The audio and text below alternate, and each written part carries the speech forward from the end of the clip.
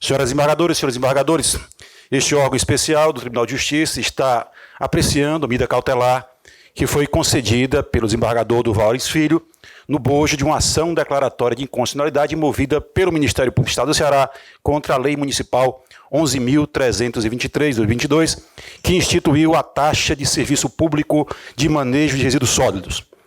De começo, eu quero salientar que não se discute que o poder público municipal pode instituir a taxa de serviço público de manejo de resíduos sólidos. Esse é o entendimento consolidado nos tribunais, inclusive matéria das súmulas 19 e 29 do Supremo Tribunal Federal. O que se discute nessa ação de inconstitucionalidade é se a Lei Municipal 11.323, ao instituir a taxa de lixo em Fortaleza, respeitou dois ditames da Constituição do Estado do Ceará. O ditame da referibilidade ao contribuinte, em respeito às prescrições do artigo 191, inciso 2, da Carta Magna Estadual, relativamente à natureza jurídica das taxas. E o ditame da vedação ao estabelecimento de privilégios, prevista no artigo 20, inciso 2, também da Carta Política Estadual, que impõe um tratamento isonômico aos contribuintes. No que diz respeito à referibilidade, há dois aspectos a serem mencionados.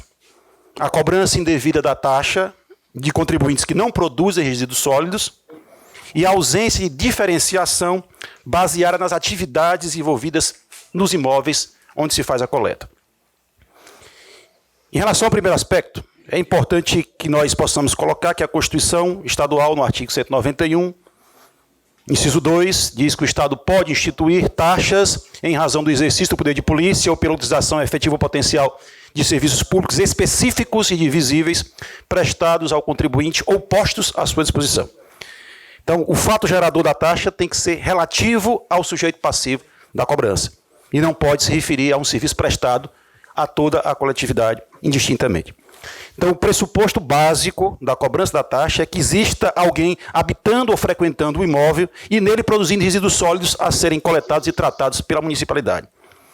E a forma de cobrança deve levar em consideração, na medida do que isso seja possível, as quantidades e os tipos de resíduos que serão recolhidos e tratados. Então, no que diz respeito à cobrança indevida de contribuintes que não produzem resíduos sólidos, a ação faz registro de várias decisões judiciais que dizem que terrenos onde não existem pessoas habitando ou frequentando e que, portanto, não produzem resíduos sólidos não deveriam ser objeto da cobrança. Há decisões do Supremo Tribunal Federal que dizem respeito às garagens, que já são pacificadas, e a razão de ser a decisão é justamente essa: não há a produção do lixo, e não havendo a produção do lixo, não há por que se cobrar a taxa dos proprietários, titulares ou possuidores dos terrenos em questão. Essa questão foi muito discutida nas razões da Prefeitura Municipal, nas razões da Câmara Municipal, na intervenção da Procuradoria-Geral do Estado, e algumas situações não ficaram esclarecidas e devem ser objeto de maior apreciação durante o julgamento do mérito da ação declaratória de inconstitucionalidade. Há algumas situações muito claras que dizem respeito a entender como o serviço vai ser prestado. Porque é um serviço para coletar o lixo entregue pelo contribuinte, e não para limpar terrenos baldios, nos quais terceiros possam jogar lixo. A limpeza dos terrenos deve ser feita com recursos provenientes da arrecadação geral dos tributos municipais, e não através da contraprestação pelo pagamento das taxas. E há uma situação também a ser resolvida, que diz respeito aos terrenos não habitados que estão cercados, murados, onde nem sequer terceiros podem jogar lixo, mas mesmo assim se está cobrando das pessoas que têm terrenos murados, que não estão habitados, que não produzem lixo, e isso não é um fator de justiça tributária. Um outro aspecto importante é que a lei municipal desconsiderou que há diferentes tipos de imóveis, e essas diferentes atividades realizadas nesses imóveis indicam que eles podem gerar mais ou menos resíduos sólidos.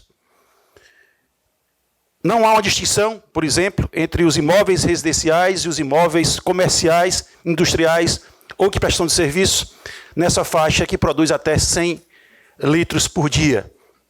E os fatos demonstram, isso é de sabença comum, que um restaurante, por exemplo, com 440 metros quadrados, produz resíduos sólidos em maior quantidade do que uma residência com a mesma metragem.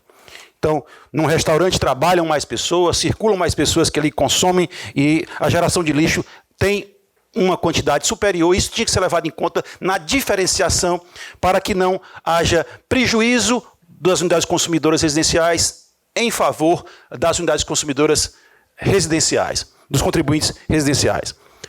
E um segundo aspecto importante é que diz respeito à vedação ao estabelecimento de privilégios.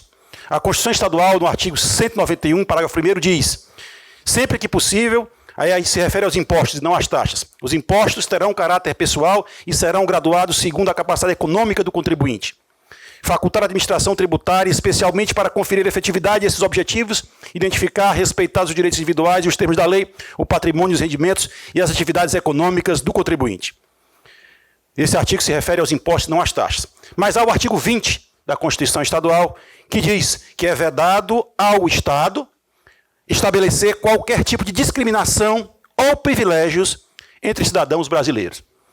E este artigo, por óbvio, informa todo o sistema jurídico, todo o sistema normativo do Estado do Ceará, inclusive também dos entes federados que o integram, as subunidades municipais. E nós temos 2 artigos dessa lei, melhor dizendo, um artigo com 2 parágrafos que estabelecem o limite máximo e o limite mínimo do valor da taxa do manejo de resíduos sólidos. O parágrafo 2º do artigo 10 estabelece o limite máximo de R$ 1.600, que equivale à cobrança de um imóvel 440 metros quadrados. E o parágrafo 3º do mesmo artigo 10 estabelece um limite mínimo de R$ 258, que equivale a um imóvel com 70 metros quadrados.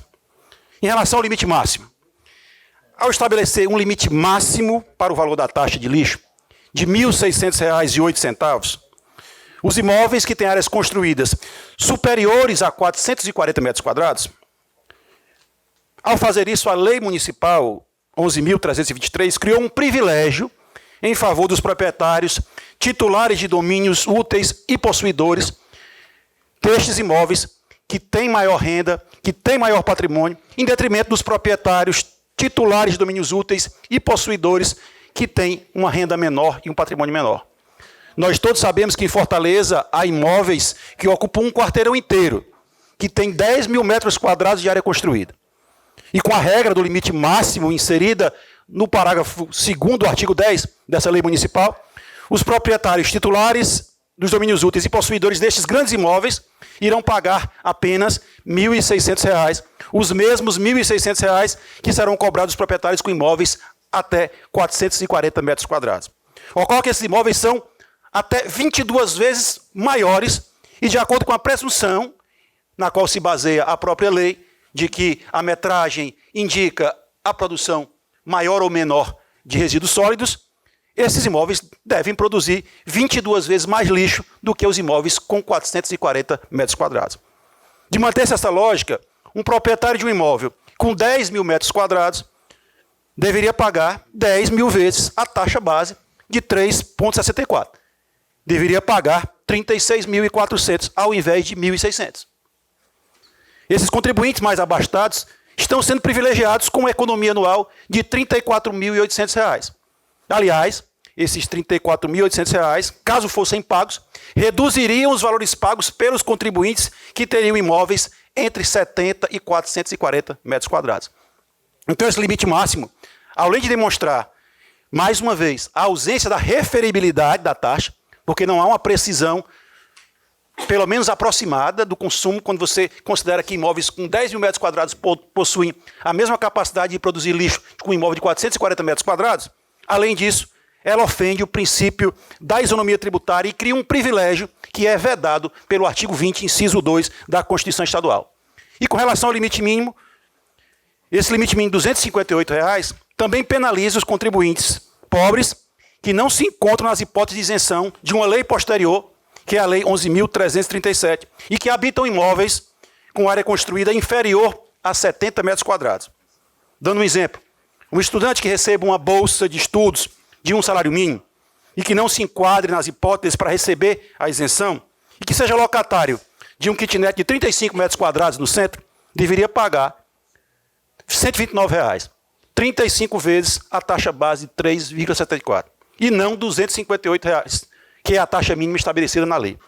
Então, a inconstitucionalidade dessa lei, quando ela afeta a fórmula do cálculo da taxa base, ela é sistêmica.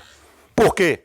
Porque a exclusão de alguns contribuintes que não deveriam pagar a taxa porque não produzem lixo afeta essa fórmula. Porque a exclusão ou a majoração, como deveria ser feita, da cobrança em relação aos proprietários de imóveis que têm mais de 440 metros quadrados, também afeta essa fórmula.